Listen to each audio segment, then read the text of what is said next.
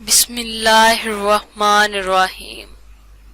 سیرت النبی، نور محمدی صلی اللہ علیہ وسلم کا عالم بشریت میں انتقال۔ اس حسن مطلق نے دنیا کے نظاروں کو اس قدر حسین بنایا ہے کہ انسان اس دلکش اور جاذب نظر ماحول میں بار بار گم ہو جاتا ہے۔ کبھی زمین کی دل فریب رعنائیاں اس کے دامن دل کو کھینچتی ہیں تو کبھی افلاک کی دلکش وسعتیں، کبھی ہواؤں کی جاوداؤں جان افزا کیفیتیں اس کے لیے راحت جان بنتی ہیں، تو کبھی فضاؤں میں گونجنے والے نغمات حسن۔ یہ کائنات آب و گل حسن و عشق کے ہنگاموں کا مرکز ہے، جس میں حسن کبھی گل لالہ کے نرم و نازک پنکھڑیوں سے عیاں ہوتا ہے اور کبھی ان کی دل فریب مہک سے۔ نغمات حسن کبھی آبشاروں میں سنائی دیتے ہیں اور کبھی دریاؤں اور نہروں کے سکوت میں۔ کہیں باغات کی دلکش رونقیں چہرہ حسن کو بے نقاب کرتی ہیں، کہیں صحراؤں کی خاموشیاں، کہیں سمندروں کا بہاؤ حسن میں ڈلتا دکھائی دیتا ہے، کہیں سبزہ زاروں کا پھیلاؤ۔ الغرض ہر سو حسن کی جلوہ سامنیاں ہیں اور نگاہ دل خوب سے خوب تر کی تلاش میں سرگرداں ہیں۔ عالم آفاق کے نغمات حسن کی صدائے بازگشت نفسی کائنات کے نہاں خانوں میں سنائی دے رہی ہے اور کائنات خارجی کی بے کراں وسطوں میں بھی۔ غرض یہ کہ حسین خواہشات ہر سو مچل رہی ہیں۔ یہی خواہشات خوگر حسن بھی ہیں اور پیکر حسن بھی۔ تخیلات بھی حسن سے سکون پاتے ہیں، تصورات بھی اسی کے مشتاق ہیں۔ اہل دل کبھی حسن کو جلوت میں تلاش کرتے ہیں، کبھی خلوت میں۔ کوئی جلوہ حسن میں مست ہے، کوئی تصور حسن میں بے خود۔ اس کارگاہ حیات میں ہر کوئی حسن کا متلاشی ہے۔ کوئی ذوق و شوق کے مرحلے میں ہے تو کوئی جذب و کیف کے مقام پر۔ کوئی سوز و ساز مستی میں ہے، کوئی وجد و حال میں۔ لیکن شبستانی عشق میں ہر کسی کو نور حسن ہی کی کوئی نہ کوئی شعاع میسر ہے۔ دل کہتا ہے کہ حسن کے دل فریب جلوے جو اس قدر کثرت سے ہر طرف بکھرے پڑے ہیں، کہیں نہ کہیں ان کا منبع ضرور ہوگا، کہیں نہ کہیں وہ سرچشمہ حسن یقیناً موجود ہوگا۔ یہاں سے سب کے سب جمالیاتی صورتیں پھوٹ رہے ہیں۔ ہر خوب سے خوب تر کا وجود اور حسین سے حسین تر کا نشان یہ بتلاتا ہے کہ کہیں نہ کہیں حسن و رعنائی کا آخری نظارہ بھی ہوگا۔ تلاشی حسن کا سفر کہیں نو ختم ہوتا ہوگا۔ آنکھیں کہتی ہیں بے شک کہیں وہ آخری تصویر حسن بھی ہوگی جسے دیکھ کر جذبہ تسکین بھی سکون پا جائے۔ روح پکارتی ہے، بلا شبہ کہیں وہ حریم ناز بھی ہوگا، یہاں سب بے چینیاں ختم ہو جائیں اور راحتیں تکمیل کو پہنچ جائیں۔ آؤ اس حسن کی تلاش میں نکلیں اور اس جمال کو اپنائیں جس کی ادائے حسن سے جہان رنگ و بو میں ہر سو حسن و جمال کی جلوہ آرائی ہے۔ آؤ باؤ عشق کے راہ نور دو، اس صحرائے حیات میں دیکھو، وہ طور پر سے ایک عاشق کی ندا آ رہی ہے، فضائے طلب میں اس کی صدائے عشق بلند ہو رہی ہے۔ روح کے کانوں سے سنو، آواز آ رہی ہے، میرے رب اپنا چہرہ حسن کو بے نقاب کر، میں تجھے دیکھنا چاہتا ہوں۔ نظارہ حسن کی طلب کرنے والے حضرت موسیٰ علیہ السلام ہیں۔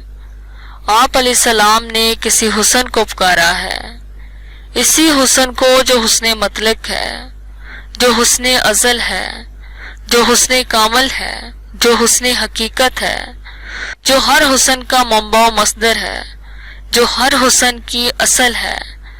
حسین جس کے حسین کا تصور نہیں کر سکتے، جمیل جس کے جمال کا گمان نہیں کر سکتے۔ حضرت موسیٰ علیہ السلام نے اسی حسین لازوال سے اس کا جلوہ حسن مانگا ہے۔ آپ علیہ السلام کو حریم ناز سے کیا جواب ملتا ہے؟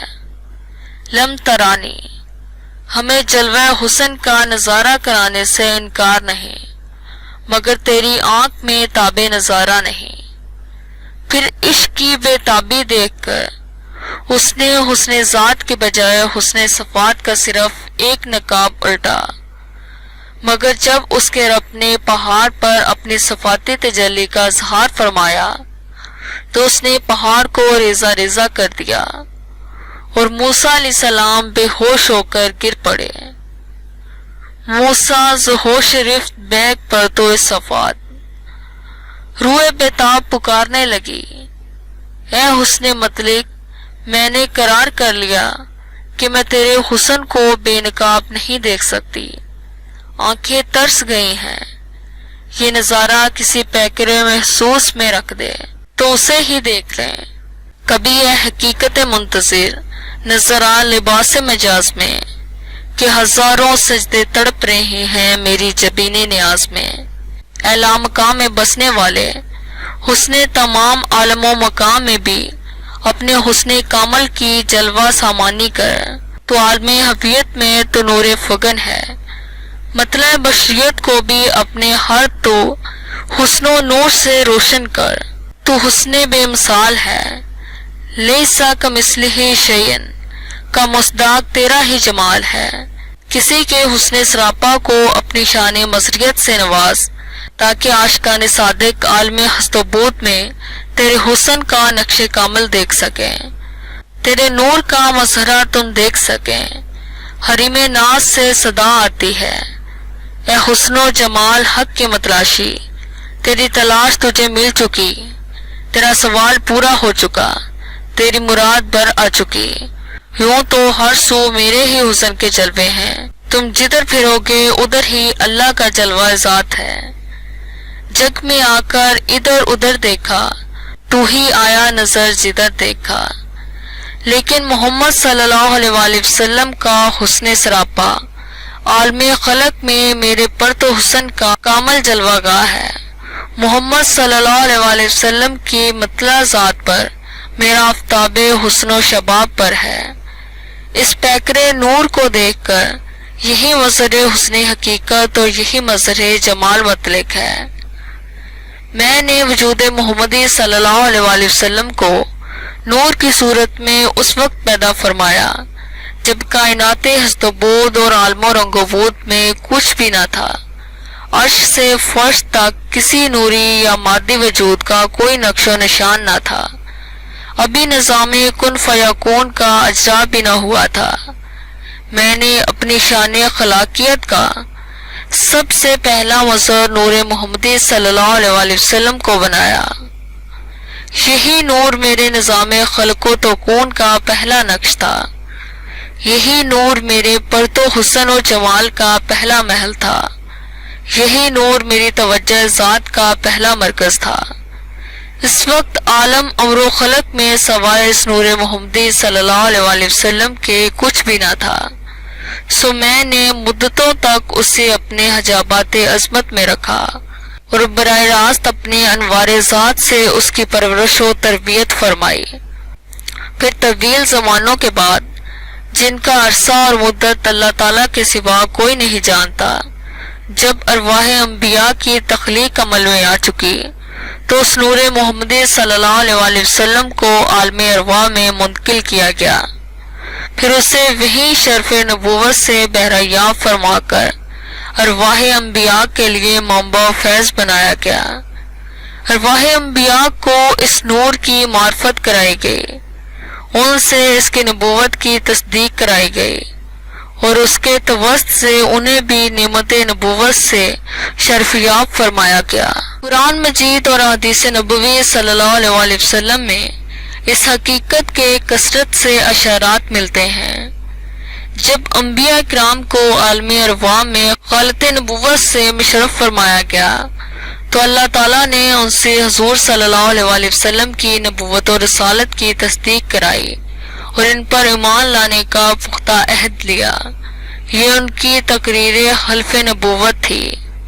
ارشاد باری تعالیٰ ہے، اور اے محبوب وہ وقت یاد کرو جب اللہ تعالیٰ نے تمام پیغمبروں سے عہد لیا کہ جب میں تمہیں کتاب و حکمت سے سرفراز کروں، پھر تمہارے پاس وہ رسول تشریف لائیں جو تمہاری کتابوں کی تصدیق فرمائے، تو تم ضرور بالضرور اس رسول پر ایمان لانا اور لازماً اس کی مدد کرنا۔ مزید تاکید کے طور پر فرمایا کہ تم سب انبیاء نے اقرار کیا، اور کیا میرا عہد قبول کر کے یہ بڑی ذمہ داری تم نے اٹھا لی ہے؟ سب انبیاء نے عرض کیا کہ ہم نے اقرار کر لیا ہے۔ اس پر اللہ تعالیٰ نے فرمایا، تم سب ایک دوسرے پر گواہ بن جاؤ اور میں بھی تمہارے ساتھ گواہ ہوں۔ امام کستائی رحمۃ اللہ علیہ نے آیت متذکرہ کے حوالے سے روایت کیا ہے، جب اللہ تعالیٰ نے ہمارے نبی محمد صلی اللہ علیہ وسلم کا نور تخلیق فرمایا تو بعد میں کسی وقت اسے حکم دیا کہ انوار انبیاء یعنی ارواح انبیاء کی طرف متوجہ ہو۔ پس حضور صلی اللہ علیہ وسلم نے انبیاء کے ارواح کو اپنے نور سے ڈانپ لیا۔ انہوں نے عرض کیا، اے رب ہمیں کس کے نور نے ڈانپ لیا ہے؟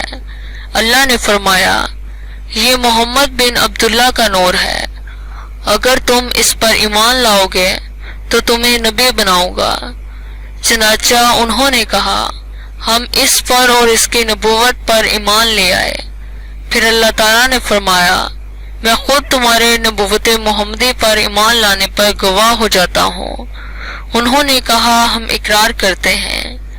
اس امر کی طرف قرآن حکیم کے اس ارشاد میں اشارہ ہے، اور جب اللہ نے انبیاء سے یہ وعدہ لیا، جب میں تمہیں کتاب و حکمت عطا کروں، پھر تمہاری طرف یہی آخر الزمان رسول آئے جو تمہاری تصدیق کرنے والا ہے، تو تمہیں اس پر پھر ایمان لانا ہوگا اور اس کی مدد کرنا ہوگی، اور اب میں خود تمہارے ساتھ تمہارے اس اقرار پر گواہ ہوں۔